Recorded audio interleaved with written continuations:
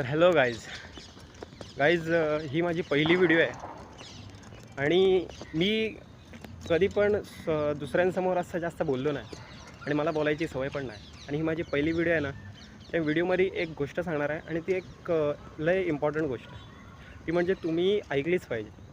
ती म्हणजे गोष्ट म्हणजे कुठली आहे माहिती आहे तुम्हाला? मी एक स्पोर्ट्समन आहे, माझं नाव अभिषेक खातू आणि मी एक आर्चरी या स्पोर्ट्समधून आहे आणि आता माझी प्रॅक्टिस चालू आहे.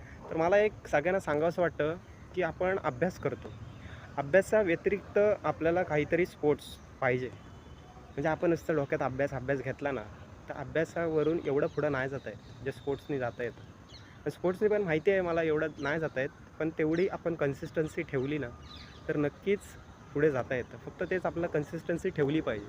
आत्ता मी ठाण्यावरून पनवेलला आलो आहे प्रॅक्टिसला आणि इथे पाऊस पडत होता आणि पहिला मी विचार केला की पाऊस आहे, कशी प्रॅक्टिस करणार.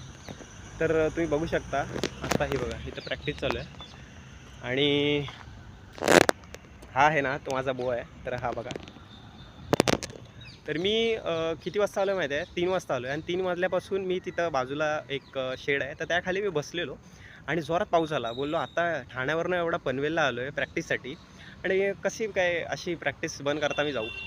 तर मी बोललो आलो आहे तर 100% मारूनच जाणार. एक का एंड होईना तो मारूनच जाणार आणि मी प्रॅक्टिस केली आणि आज माझा स्कोर आहे ना तो 320 बसला 360 पैकी. पण अशीच जर मी दररोज प्रॅक्टिस केली ना तर माझं 360 तर लगेच नाही, पण 340 350 असं बसेल. फक्त एवढंच की कन्सिस्टन्सी मॅटर करते आणि कन्सिस्टन्सीने सगळ्या गोष्टी आपण करणं गरजेचं.